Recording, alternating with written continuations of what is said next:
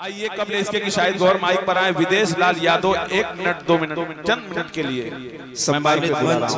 हाँ, ज्यादा समय न लेते हुए सबको प्रणाम करता हूँ। एक बार जोरदार ताली बजाकर के आशीर्वाद भाई बजा दें, बलिया से तशरीफ लाए हमारे मेहमान हैं। बात 2 मिनट में कह के समाप्त करूंगा कि स्वर्ग से नीमन बा।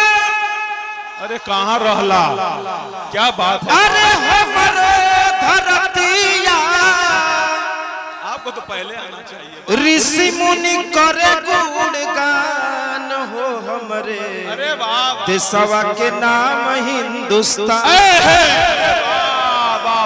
विदेशी लाल साहब, ये है विदेशी लाल यादव। अंतिम बात कह के अपनी गीत समाप्त करूंगा क्योंकि हमारे मित्र बहुत बड़े शायर, उनका मैं समय लिया हूं। चूंकि मंच से हम चले गए थे तो चाचा जी के आग्रह पे, हेलो चाचा,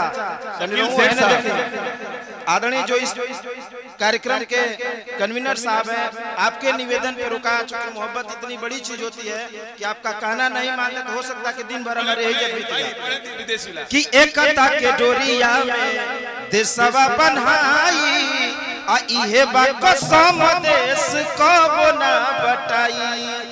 त खुदीराम बोस झूला, अरे फांसी पर झूलनवा, चेहरा पे रहे मुस्कान हो हमरे, देशवा के नाम हिंदुस्तान हो हमरे। और नौजवानों के लिए एक लाइन कह के अपनी गीत समाप्त करूंगा कि प्यार नहीं खेल लिखल हाथ के लकीर में, अरे वाह वाह वाह, नहीं खुदा कदीर में ये जान कि जानी गई नहीं ये हो जान, अरे जानी गई नहीं जान कि प्यार नहीं खेल लिखल हाथ के लकीर में, नहीं खुदा कदीर में ये जान।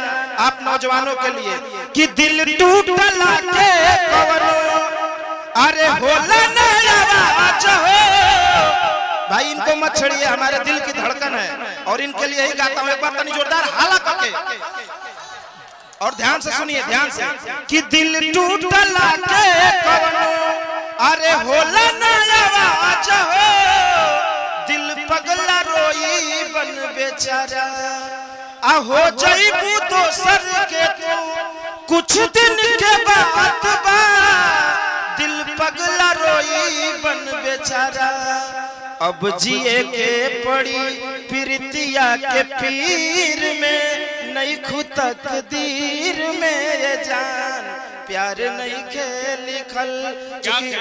गीत अच्छी लगी हो, मेरी गजलें अच्छी लगी हो तो अगली साल पूरा करूंगा। चूंकि हमारे मित्र और समय भी हो चुका है। सबको प्रणाम करते हुए जय हिंद, जय भारत।